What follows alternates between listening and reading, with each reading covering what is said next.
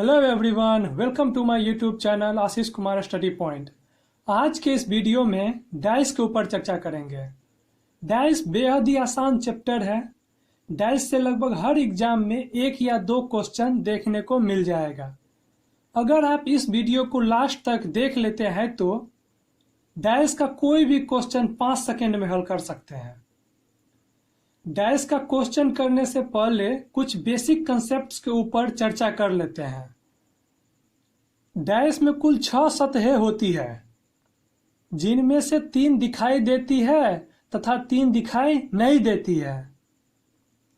जैसे यह एक डाइस है जिनमें 3 दिखाई देती है तथा 3 दिखाई नहीं देती है, मतलब 3 पीछे छुपा हुआ है।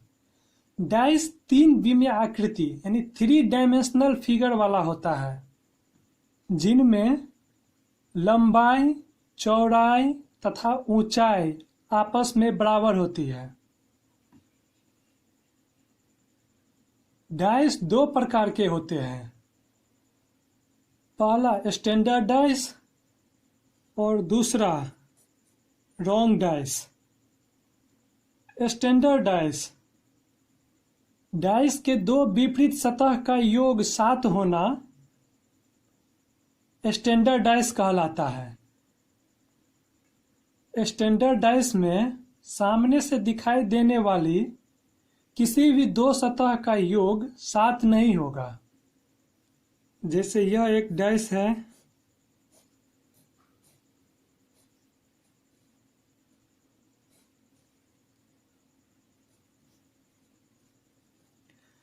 सामने से दिखाई देने वाली किसी भी 2 सतह का योग 7 नहीं है। देखिए सामने से दिखाई देने सतह कौन है, 1 5 3, 1 5 6 हो जाएगा, 1 3 4 हो जाएगा, 5 3 8 हो जाएगा। यानी सामने से दिखाई देने वाली किसी भी 2 सतह का योग 7 नहीं हो रहा है। अब देखिए, लेकिन स्टैंडर्ड डाइस में 2 विपरीत सतह का योग 7 होगा। जैसे 1 जोड़ 6 7, यानी 1 का विपरीत 6 होगा, तभी तो योग 7 होगा। 5 का विपरीत 2 होगा, तब तो इसका योग 7 होगा। 3 का अपोजिट 4 होगा, तभी तो इसका योग 7 होगा। यानी दोनों अंक का योग 7 हो रहा है, लेकिन दोनों अंक एक दूसरे के विपरीत है, तो इसलिए यह स्टैंडर्ड डाइस हुआ। अपोजिट फेस विपरीत सतह, जो सतह पीछे छिपा रहता है उसे अपोजिट फेस कहते हैं। सेम फेस या एडजेसेंट फेस, सामने से दिखाई देने वाली सतह को सेम फेस कहते हैं। सेम फेस कभी भी अपोजिट नहीं हो सकता है।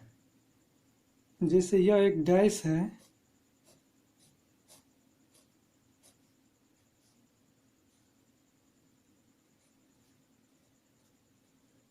एक का सेम फेस 3 और 5 है, यानी सामने से दिखाई देने वाले सतह को सेम फेस कहते हैं। तो एक का सेम फेस 5 और 3 है। क्योंकि 5 और 3 एक के सामने दिखाई दे रहा है, इसलिए एक का अपोजिट 3 और 5 कभी नहीं हो सकता है। रॉन्ग डाइस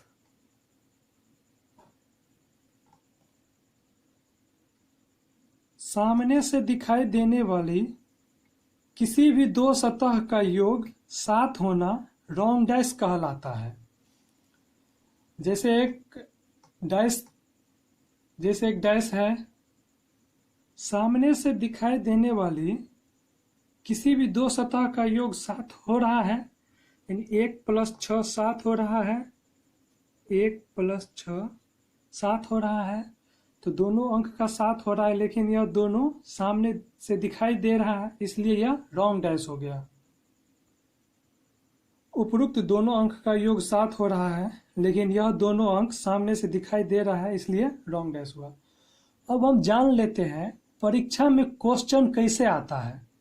अक्सर क्वेश्चन विपरीत सतह के बारे में पूछता है।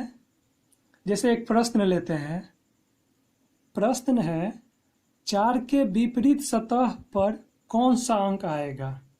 यहाँ 2 डैश दिया रहेगा तथा इसके नीचे 4 ऑप्शन दिया रहेगा। इसको बनाने का एक बहुत ही आसान तरीका है। अगर मान लीजिए डैश को अगर हम खोलेंगे तो कुछ इस तरह का बन जाएगा। डैश में 6 सतह होती है और यहाँ पे अगर डैश को खोलेंगे तो कुछ इस तरह का हो जाएगा। 1 सतह, 2 सतह, 3 सतह, 4 सतह, 5 सतह। यहाँ पे 5 सतह है लेकिन डैश में 6 सतह होती है। तो एक सतह क्या है, तो इसके नीचे छिपा हुआ है, इसके नीचे छिपा हुआ है एक सतह। जैसे मान लीजिए हम एक डैश लेते हैं, यह एक डैश है, यह एक डैश है। 1 सतह, 2 सतह, 3 सतह, 4 सतह, 5 सतह और पीछे 6 सतह। अगर हम इसको खोलेंगे, अगर इसको हम खोलेंगे तो ये कुछ इस तरह खुलेगा, कुछ इस तरह खुलेगा। डैश खुलेगा ना, ये इस तरह। अगर इस तरह ये डैश खुलेगा तो हम भी इसी तरह डैश को खोले हैं तो इसका अपोजिट ये हो गया, यानी इसका अपोजिट ये हो गया और इसका अपोजिट ये हो गया और इसका अपोजिट, 4 का अपोजिट पीछे छिपा हुआ है। तो हम क्या करेंगे, अब इसी तरह आकृति बना के और डैश के अंक को इसमें बैठाएंगे और जो जिसके विपरीत होगा उसी तरह हम अपना आंसर निकालने का कोशिश करेंगे। अब देखिए बैठाएंगे किस क्रम में, इसके बारे में जान लेते हैं। या तो हम क्लॉकवाइज बैठाएंगे या नहीं तो एंटी क्लॉकवाइज बैठाएंगे। अभी हम क्लॉकवाइज बैठाते हैं। क्या आप कैसे बैठाएंगे, क्लॉकवाइज। देखिए क्लॉकवाइज का मतलब हुआ घड़ी के सुई के दिशा की ओर, यानी घड़ी के सुई का दिशा इस तरह चलता है। तो यहाँ पे हम देखिए इस तरह क्लॉकवाइज यही हो गया। अब देखिए इस दोनों डैश में कॉमन क्या है, इस दोनों डैश में कॉमन क्या है, तो दोनों डैश में कॉमन 4 है। तो जो कॉमन होगा उसको हम इस बीच में लिख लेंगे, 4 को बीच में लिख लिए। अब हम क्लॉकवाइज चलेंगे, क्लॉकवाइज चलेंगे तो 4 के बाद 3, 3 के बाद 5, इसी तरह 4 के बाद 3, 3 के बाद 5। अब यहाँ देखिए 4 के बाद 1, 1 के बाद 2, 4 के बाद 1, 1 के बाद 2। तो क्या करेंगे, 4 के बाद 1, 1 के बाद 2। अब देखिए अपोजिट क्या होगा, 5 का अपोजिट 2 हुआ, इसका अपोजिट ये होगा और इसका अपोजिट ये होगा, और 3 का अपोजिट 1 हुआ। अब 4 का अपोजिट देखिए, 5 सतह 5 अंक हो गया, अब एक ही अंक बचा 6, तो 4 का अपोजिट 6 हो जाएगा। अब हमसे प्रश्न ने क्या पूछा था, 4 के विपरीत सतह पर कौन सा अंक आएगा। तो 4 के विपरीत सतह पर कौन सा अंक आएगा, 6 आएगा। तो हमारा आंसर क्या हो जाएगा, 6। ये हमारा आंसर हो गया। अब देखिए अगर इसी प्रश्न को एंटी क्लॉकवाइज चलेंगे तब कैसे होगा। ये क्लॉकवाइज था, अब एंटी क्लॉकवाइज बना के दिखा देते हैं आपको। कोई अंतर नहीं होगा, आंसर सेम होगा, बस बता दे रहे हैं आपको भी एंटी क्लॉकवाइज करके। एंटी क्लॉकवाइज में करना सब कुछ ऐसा ही है, बस एंटी क्लॉकवाइज में क्या होता है, एंटी क्लॉक का मतलब होता है घड़ी के सुई के विपरीत दिशा में चलना। तो इस तरह चलेंगे, यानी 4 के बाद पहले 5 होगा फिर 3 होगा, 4 के बाद पहले 5 होगा फिर 3 होगा। ये हम एंटी क्लॉकवाइज चल रहे हैं, यहाँ पे क्लॉकवाइज चल रहे थे, इस तरह चल रहे थे, ऐसे ऐसे ऐसे फिर ऐसे। अब यहाँ पे क्या होगा, इस तरह चलेंगे, 5 के बाद 3। अब देखिए 4 के बाद 2, 2 के बाद 1, 4 के बाद 2, 2 के बाद 1। अब इसमें भी देखिए अपोजिट वही होगा,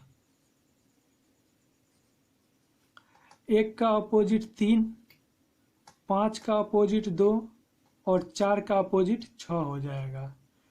और हमसे पूछा क्या था, 4 का विपरीत सतह पर कौन सा अंक आएगा, यानी 6 अंक आएगा। चाहे आप क्लॉकवाइज बनाइए या एंटी क्लॉकवाइज बनाइए, आंसर सेम ही होगा। हम सामान्यतः क्लॉकवाइज बनाएंगे, इसका प्रयोग अधिक करेंगे क्योंकि इसमें थोड़ा कन्फ्यूजन कम रहता है। कभी कभार एंटी क्लॉकवाइज में ना आज बच्चा कन्फ्यूजन में आ जाता है, इसलिए हम क्लॉकवाइज चलेंगे। क्लॉकवाइज सीधा रहता है, मतलब 4 के बाद 3 5, 4 के बाद 1 2, मतलब सीधा रहता है। क्लॉकवाइज का मतलब होता है घड़ी के सुई के दिशा में चलना, इसलिए सीधा रहता है। और एंटी क्लॉकवाइज में था कभी का कन्फ्यूजन आता है, इसलिए हमेशा हम क्लॉकवाइज का ही प्रयोग करेंगे। अगला प्रश्न लेते हैं। जैसे अगला प्रश्न है, अगला प्रश्न है 3 का अपोजिट फेस क्या होगा। 3 का अपोजिट फेस क्या होगा। तो हम सबसे पहले क्या करेंगे, डैश को खोल लेंगे। तो डैश को खोलेंगे तो कुछ इस तरह आ जाएगा। अब देखिए इस दोनों डैश में कॉमन क्या है, 5 दोनों में कॉमन है, तो 5 को बीच में लिख लेंगे। अब क्लॉकवाइज चलेंगे, 5 के बाद 3, 3 के बाद 2, तो 5 के बाद 3, 3 के बाद 2। यहाँ पे 5 के बाद 1, 1 के बाद 4, तो यहाँ भी 5 के बाद 1, 1 के बाद 4। क्लॉकवाइज चलेंगे, 5 के बाद 3 के बाद 2, 5 के बाद 3 के बाद 2, यहाँ 5 के बाद 1 के बाद 4, 5 के बाद 1, 1 के बाद 4। अब देखिए 3 का अपोजिट 2 हो गया, सॉरी 3 का अपोजिट 1 हो गया, 1। अब 4 का अपोजिट 2 हो गया, 4 का अपोजिट 2। अब 5 का अपोजिट क्या हो जाएगा, 6 हो जाएगा, 6 बच गया, तो 5 का अपोजिट 6 हो गया। हमसे प्रश्न में क्या पूछा था, 3 का अपोजिट फेस क्या होगा। तो 3 का अपोजिट फेस 1 होगा, तो हमारा आंसर हो गया 1।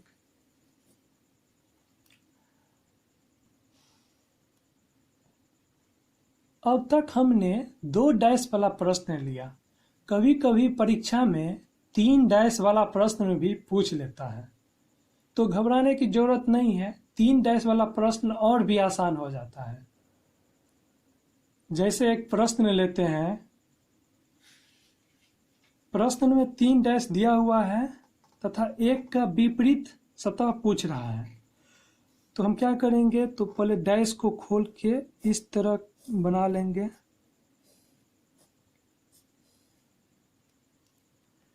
अब क्या देखिए, अब 3 डैश में जो कॉमन होगा उसको बीच में रख लेंगे।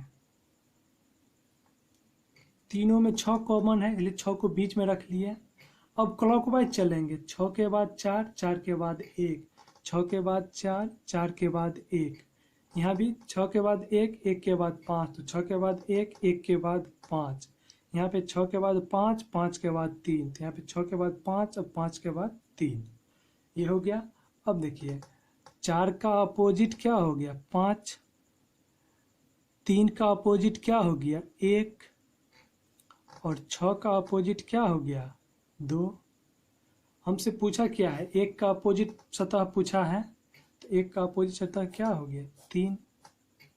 तो हमारा आंसर हो गया 3। देखिए 3 डैश वाला प्रश्न रहेगा या 4 डैश वाला प्रश्न रहेगा, घबराने की जरूरत नहीं है।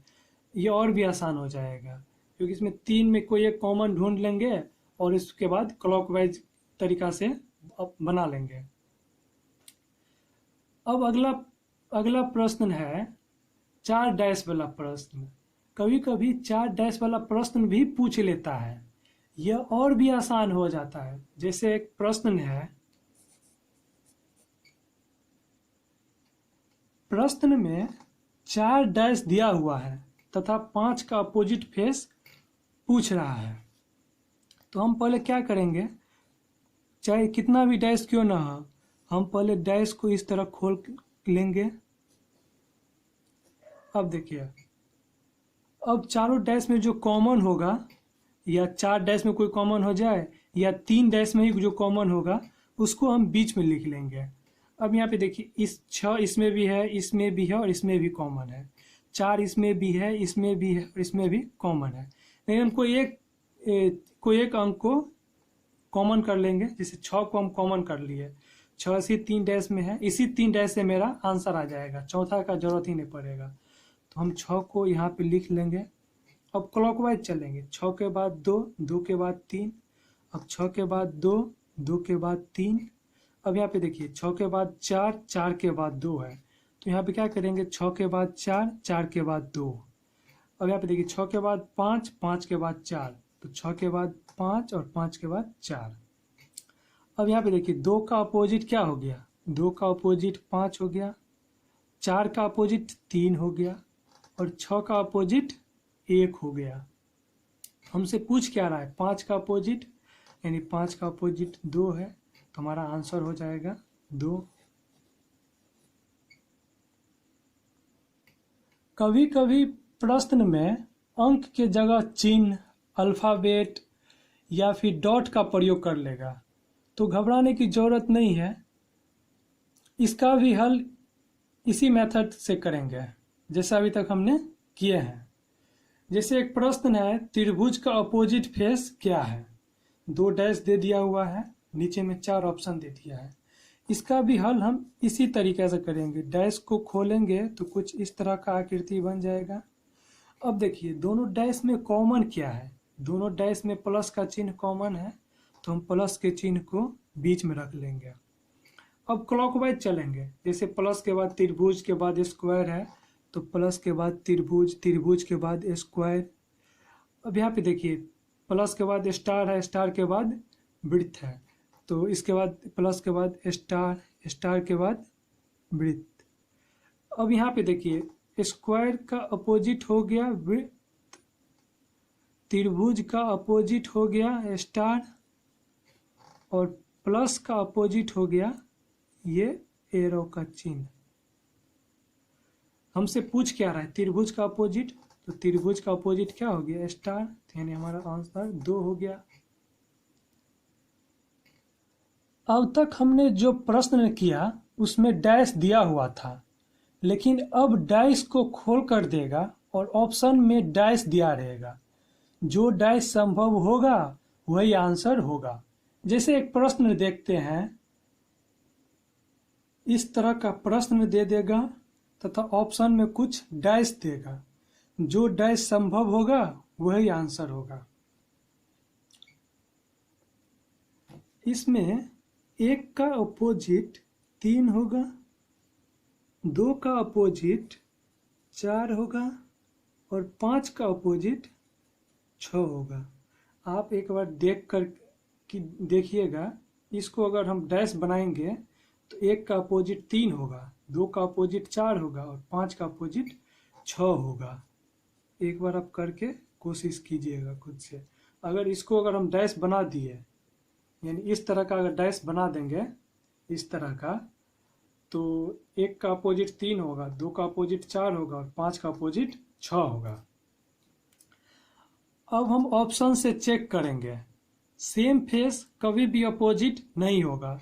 अब यहाँ पे पहला ऑप्शन में दिया हुआ है, सामने से दिखाई देने वाला फेस में 6, 2, 4, लेकिन यहाँ पे 2 और 4 अपोजिट फेस है ना, अपोजिट फेस, तो कभी भी संभव है कि सेम फेस कभी भी अपोजिट होगा, नहीं होगा, तो ये संभव नहीं है। यानी 2 और 4 सामने से दिखाई दे रहा है, लेकिन यहाँ पे 2 और 4 अपोजिट है, तो इस तरह का डैश संभव नहीं है। अब दूसरा डैश देखते हैं। यहाँ पे 6 और 5 सामने से दिखाई दे रहा है, लेकिन यहाँ पे 5 और 6 अपोजिट है, तो सेम फेस कभी भी अपोजिट होगा, नहीं होगा, तो ये भी गलत हो गया। अब तीसरा ऑप्शन देखते हैं। यहाँ पे 2, 3, 6 सामने से दिखाई देने वाला तीनों फेस अलग अलग है, यानी 3, 2, 6, तो ये ऑप्शन हो जाएगा। फिर चौथा ऑप्शन में 6 और 5 सामने से दिखाई दे रहा है और यहाँ पे अपोजिट है, तो ये भी संभव नहीं है। सिर्फ ऑप्शन 3 में कोई भी सतह जो सामने से दिखाई दे रहा है वो अपोजिट नहीं है, इसलिए हमारा ऑप्शन 3 होगा। इसी तरह का एक और प्रश्न लेते हैं, जिससे आपका कन्फ्यूजन और दूर हो जाएगा। जैसे अगला प्रश्न है, एक प्रश्न दिया हुआ है, 4 ऑप्शन दिया हुआ है। इसमें अपोजिट हो जाएगा, ए का अपोजिट हो जाएगा डी, ए का अपोजिट डी, और बी का अपोजिट एफ, और बी का अपोजिट एफ, और सी का जो अपोजिट हो जाएगा वो ई हो जाएगा, सी का अपोजिट ई हो जाएगा। आप इसको डैश बना के देखिएगा, यही अपोजिट होगा, एक यही अपोजिट फेस होगा। अब क्या देखिए, अब ऑप्शन से चेक करेंगे, ऑप्शन पहला से चेक करेंगे। सामने से दिखाई देने वाला फेस कभी भी अपोजिट नहीं होगा। अब देखिए सी और ई, हम सूर्य में देख लिए कि सी और ई सामने से दिखाई दे रहा है, और यहाँ पे अपोजिट है सी और ई, तो कभी भी यह डैश संभव है? नहीं संभव है, क्योंकि सेम फेस कभी भी अपोजिट नहीं हो सकता है।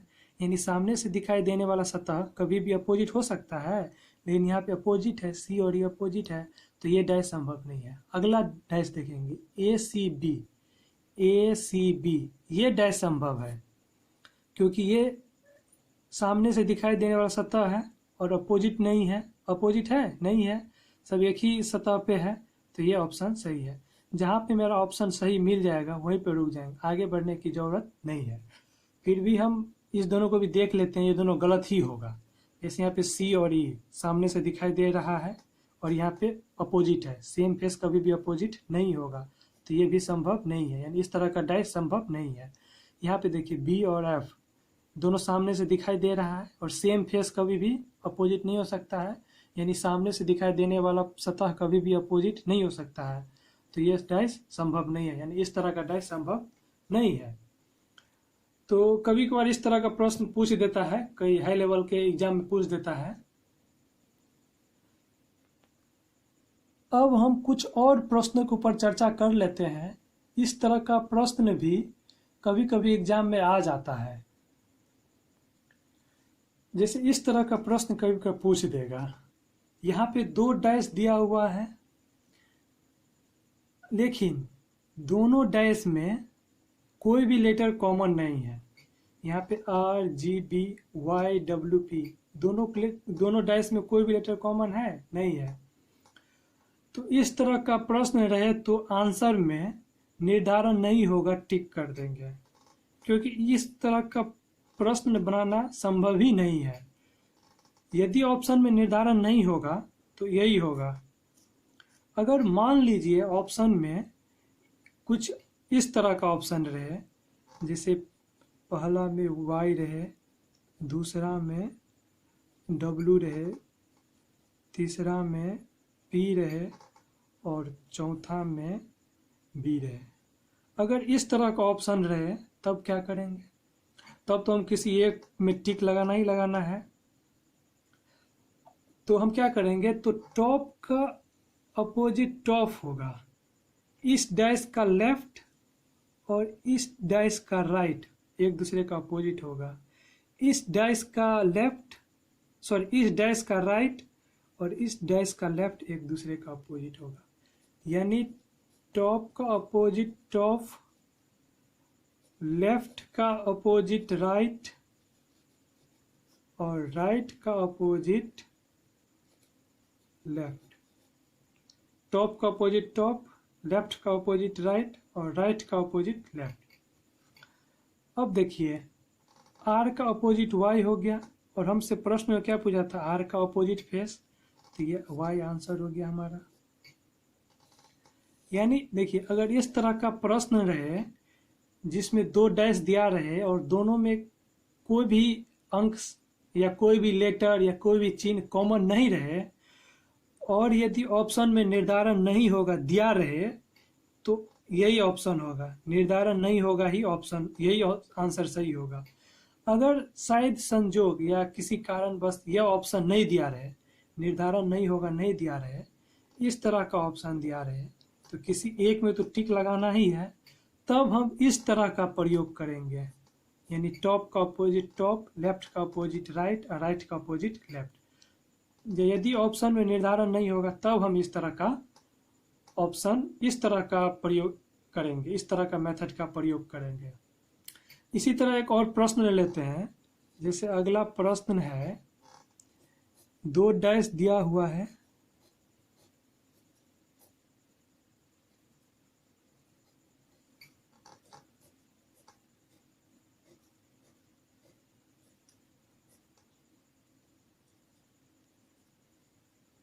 और हमसे पूछ लिया है 1 का अपोजिट। 1 का अपोजिट क्या होगा? यदि इस तरह का प्रश्न रहे जिसमें 2 डैश रहे और दोनों डैश में कोई भी अंक कॉमन नहीं रहे, तो आंसर पॉसिबल नहीं है, यानी इसका आंसर सीधे कर देंगे, निर्धारण नहीं होगा। यदि इस तरह का ऑप्शन नहीं रहे, ऑप्शन कुछ इस तरह का रहे, 3, 5, 2, 6, यदि ऑप्शन इस तरह का रहे तो किसी एक में टिक मारना ही है। तब हम क्या करेंगे, तो टॉप का अपोजिट टॉप, लेफ्ट का राइट और राइट का लेफ्ट का इस्तेमाल करेंगे। तो 1 का अपोजिट क्या हो जाएगा? 3। हमसे पूछ क्या रहा है? 1 का अपोजिट फेस पूछ रहा है, तो हमारा आंसर 3 हो जाएगा। यदि ऑप्शन में निर्धारण नहीं होगा, नहीं दिया रहे, तब 3 होगा। यदि दिया रहेगा, यदि निर्धारण नहीं होगा, दिया रहेगा, तो यही ऑप्शन, यही होगा। इस बात को ध्यान में रखिएगा। ये दोनों जो क्वेश्चन है बहुत ही इंपॉर्टेंट है। इस तरह का प्रश्न कभी का परीक्षा में पूछ दे तो घबराने की जरूरत नहीं है, इसी मेथड का प्रयोग करेंगे। समझ में आ गया? अब हम एक और टाइप का प्रश्न का चर्चा कर लेते हैं। कभी कभी प्रश्न में 1 डैश दिया रहेगा और विपरीत सतह के बारे में पूछ लेगा। यह डैश एक रॉन्ग डैश है, क्योंकि सामने से दिखाई देने वाले 2 सतह का योग 7 है, यानी 1 और 6 का योग 7 है। अतः 1 का अपोजिट 6 या 3 को छोड़ के कोई भी हो सकता है, 4 भी हो सकता है, 5 भी हो सकता है, 2 भी हो सकता है। लेकिन हम ये डैश तो एक ही दिया हुआ है, तो हम पता कैसे करेंगे कि इस तीनों में से कौन होगा? इसका हम निर्धारण नहीं कर सकते हैं। तो इस तरह का प्रश्न रहेगा तो ऑप्शन 4 यानी निर्धारण नहीं होगा में डायरेक्ट टिक कर देंगे।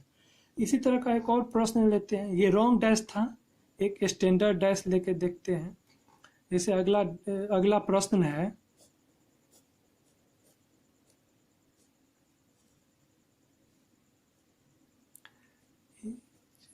तो 1 का अपोजिट क्या है? इस तरह का डैश दिया रहे और हमसे प्रश्न एक का अपोजिट फेस पूछ दे, तो यह एक स्टैंडर्ड डैश हो गया। तो क्या करेंगे, इसमें 1 का अपोजिट 4 या 2 के अलावा कुछ भी हो सकता है। इसमें हम निर्धारण नहीं कर सकते हैं कि कौन सा होगा। तो यदि इस तरह का डैश दिया रहे और ऑप्शन में निर्धारण नहीं होगा भी दिया रहे, तो ऑप्शन हम निर्धारण नहीं होगा ही मारेंगे। यदि ऑप्शन इस तरह दिया रहे, जैसे पहला ऑप्शन दिया रहेगा आपको 6, दूसरा दिया रहेगा 3, तीसरा दिया रहेगा 4 और चौथा दिया रहेगा 5। यदि इस तरह का ऑप्शन दिया रहे, तब हम क्या करेंगे, तो स्टैंडर्ड डैश का एक रूल है कि 2 विपरीत सतह का योग 7 होता है। तो 1 का अपोजिट क्या हो जाएगा? 6 हो जाएगा, तब तो इसका 7 होगा योग। 2 का अपोजिट 5 हो जाएगा, तब तो इसका योग 7 होगा। 4 का अपोजिट 3 हो जाएगा, तब तो इसका योग 7 होगा। तो इस तरह से 1 का अपोजिट 6 हो गया, 2 का अपोजिट 5 हो गया, 4 का अपोजिट 3 हो गया। हमसे प्रश्न क्या पूछा था? 1 का अपोजिट फेस, तो 1 का अपोजिट फेस 6 होगा। यदि ऑप्शन इस तरह रहे, तब अगर ऑप्शन में निर्धारण नहीं होगा, दिया रहे, तो हम निर्धारण यही होगा ही मारेंगे। इस बात को ध्यान में रखिएगा। 1 डैश वाले प्रश्न में बहुत कन्फ्यूजन होगा, या तो निर्धारण नहीं होगा या एक से अधिक आंसर होगा। जैसे इसमें 4, 5, 2 आंसर होगा। इसमें भी एक का आंसर हो जाएगा आपको 6, 5 या 3, 1 का अपोजिट 6, 5 या 3 कुछ भी हो सकता है। क्या समझे? तो हम निर्धारण नहीं कर पा रहे हैं, इसलिए निर्धारण नहीं होगा, उत्तर देंगे। यदि ऑप्शन में इस तरह का डाइस स्टैंडर्ड डाइस रहे और ऑप्शन में यह ऐसा ऑप्शन रहे तो हम इस तरह प्रयोग करेंगे, इसका प्रयोग करेंगे। एक का अपोजिट 6, 2 का अपोजिट 5, 3, 4 का अपोजिट 3 करेंगे। यदि ऑप्शन में निर्धारण नहीं होगा, दिया रहेगा, तो यही आंसर होगा। इस बात को ध्यान में रखिएगा। आज की इस वीडियो को यहीं समाप्त करते हैं। अगले वीडियो में फिर हम आपके सामने एक नया टॉपिक के साथ प्रकट होंगे। अगर वीडियो पसंद आया हो तो लाइक कर दे तथा दोस्तों के बीच शेयर कर दे। अगर आपने मेरा चैनल सब्सक्राइब नहीं किया है तो सब्सक्राइब कर दे तथा बेल आइकन को दबा दे, जिससे समय पर वीडियो का नोटिफिकेशन मिल सके। धन्यवाद। Have a nice day.